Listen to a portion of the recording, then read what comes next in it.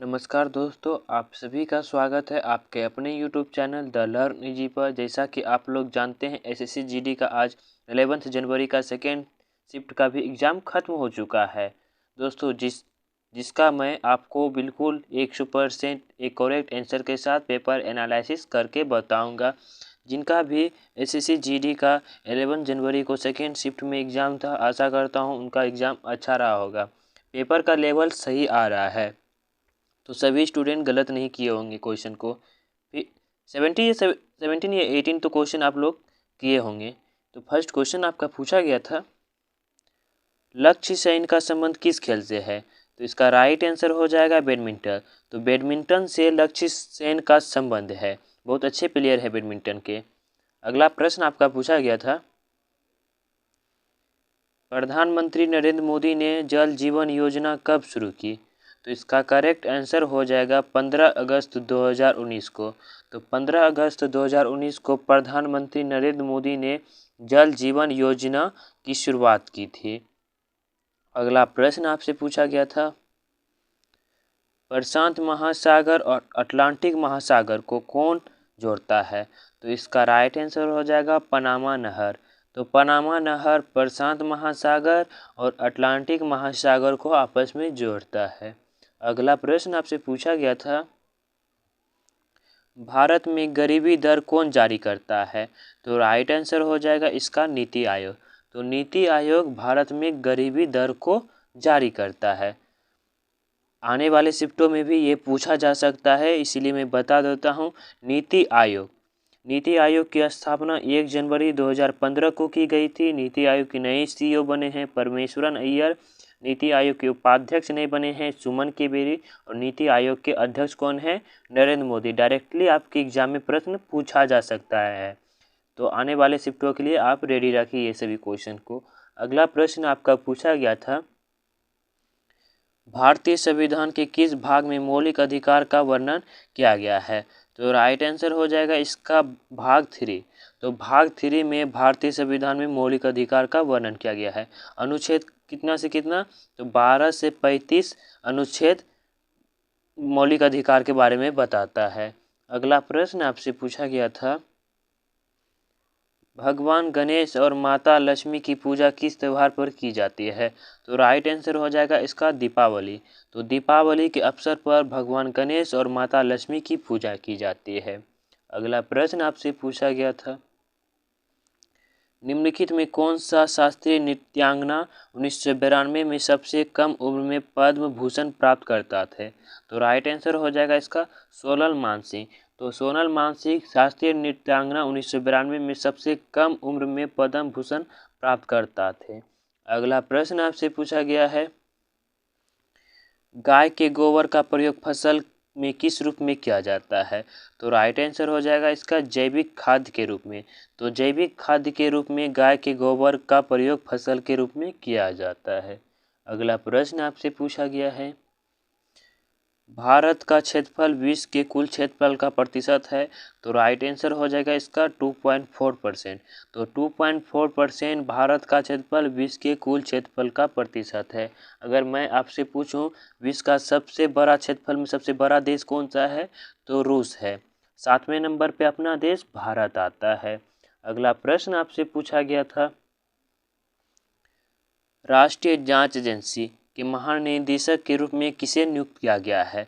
तो right answer हो जाएगा इसका दिनकर गुप्ता। तो दिनकर गुप्ता को राष्ट्रीय जांच एजेंसी के महानिदेशक के रूप में नियुक्त किया गया है। भारत और आगे आने वाले शिफ्टों में भी ये क्वेश्चन पूछा जा सकता है कि भारत के नए सीडीएस कौन बने हैं? अनिल चौहान। अच्छा, नागरिक उड्डयन सुरक्षा ब्यूरो के नए महानिदेशक कौन बने हैं? तो Zulfiqar Hasan. National Cadet Corps के महानिदेशक कौन हैं? तो गुरबीर पाल सिंह। केंद्रीय रिजर्व पुलिस बल मतलब सीआरपीएफ के नए महानिदेशक कौन बने हैं? तो सुजाय लाल थाउसेन। सशस्त्र सीमा बल के नए महानिदेशक कौन बने हैं? एसएल थाउसेन। भारत तिब्बत सीमा पुलिस बल के महानिदेशक कौन बने हैं? अनीश दयाल सिंह। ये सभी पॉइंट को आप ध्यान में रखेंगे, किसी भी शिफ्ट में आपसे पूछा जा सकता है। अगला प्रश्न आपका पूछा गया था, 2022 में छत्तीसगढ़ विधानसभा का अध्यक्ष किसे नियुक्त किया गया है? तो राइट आंसर हो जाएगा इसका चरणदास महंत। तो चरणदास महंत को 2022 में छत्तीसगढ़ विधानसभा का अध्यक्ष नियुक्त किया गया था। इससे पहले वाले शिफ्ट में 10 जनवरी के फर्स्ट शिफ्ट में पूछा गया था उत्तराखंड के नए ब्रांड मिनिस्टर अगस्त में कौन बने थे? तो वो ऋषभ पंत बने थे। अगला प्रश्न आपका पूछा गया था हर्षवर्धन के शासन के दौरान, यहाँ पे कर लेंगे, किस चीनी यात्री ने भारत का दौरा किया? तो राइट आंसर हो जाएगा वेनसांग। तो वेनसांग हर्षवर्धन के शासनकाल के दौरान चीनी यात्री भारत का दौरा किए थे, वेनसांग। अगला प्रश्न आपका पूछा गया था चिन्ना स्वामी क्रिकेट स्टेडियम कहाँ स्थित है? तो राइट आंसर हो जाएगा इसका बेंगलुरु कर्नाटक। तो बेंगलुरु कर्नाटक में चिन्ना स्वामी क्रिकेट स्टेडियम स्थित है। अगर मैं आपसे पूछूं विश्व का सबसे बड़ा स्टेडियम कौन सा है? तो नरेंद्र मोदी स्टेडियम, जिन्हें पहले मोटेरा स्टेडियम भी बोला जाता था। कहाँ पे है? अहमदाबाद गुजरात में। अरुण जेटली स्टेडियम कहाँ पे है? तो न्यू दिल्ली में। ये पॉइंट भी आपको ध्यान में रखना है, पूछा जा सकता है आपके आने वाले शिफ्टों में। अगला प्रश्न आपसे पूछा गया था झांसी को ब्रिटिश साम्राज्य में कब मिला लिया गया था? तो राइट आंसर हो जाएगा इसका 1853। तो 1853 में झांसी को ब्रिटिश साम्राज्य में मिला लिया गया था। किसके शासनकाल में?